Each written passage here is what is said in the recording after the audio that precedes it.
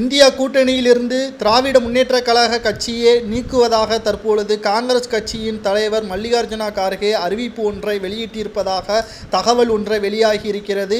இந்த வீடியோவில் இதை பற்றி முழுமையாக பார்ப்பதற்கு நமது சேனலுக்கு மறக்காம ஒரு சப்ஸ்கிரைப் மட்டும் பண்ணிருங்க.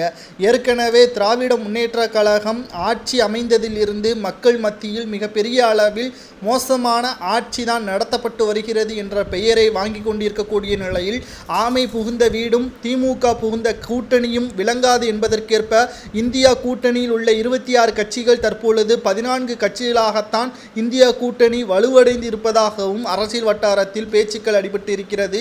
இதில் குறிப்பாக இந்தியா கூட்டணியிலிருந்து திமுகவை நீக்கினால் மட்டும்தான் நாடாளுமன்ற தேர்தலில் வெற்றியடைய முடியும் என்று தற்பொழுது கருத்து கணிப்புகள் வெளியாகி இருக்கிறது. ஆனால் திமுக கூட்டணி இல்லாமல் இருந்தால் தமிழகத்தில் மிகப்பெரிய அளவில் பாதிப்பு காங்கிரசுக்கு உருவாகும் என்ற ஒரே காரணத்திற்காகத்தான் காங்கிரஸ் சுயநலத்திற்காக இருப்பதாக இந்திய கூட்டணியில் உள்ள பிற கட்சிகள் கூறியிருந்ததற்கு முற்றுப்புள்ளி வைக்கும் விதமாக காங்கிரஸ் கட்சியின் தலைவர் மல்லிகார்ஜுன கார்கே தற்பொழுது இந்தியா கூட்டணியிலிருந்து திமுக நீக்கப்படுவதாக அதிகாரப்பூர்வமான அறிவிப்பு இன்று மாலை வெளியிடப்படும் என்று தகவல் ஒன்றை வெளியிட்டிருக்கிறார். இன்னும் 2 ஆண்டுகள் மீதம் இருக்கக்கூடிய நிலையில் நாடாளுமன்ற தேர்தலில் 5 இடங்களில் கூட திமுக வெற்றியடையாமல் போகிவிட்டால் நிச்சயமாக தமிழகத்தில் 3வது கட்சியாகவும் 4வது கட்சியாகவும் தான் தள்ளப்படும். எதிர்க்கட்சி அந்தஸ்தை கூட 2026 இழக்கும் என்றும் தற்பொழுது அரசியல் வட்டாரத்தில் பேசப்படுகின்றன. ஒட்டுமொத்த திமுகவிற்கும் அவப்பெயரை ஏற்படுத்தி கொடுத்த உதயநிதி ஸ்டாலின் அவர்களின்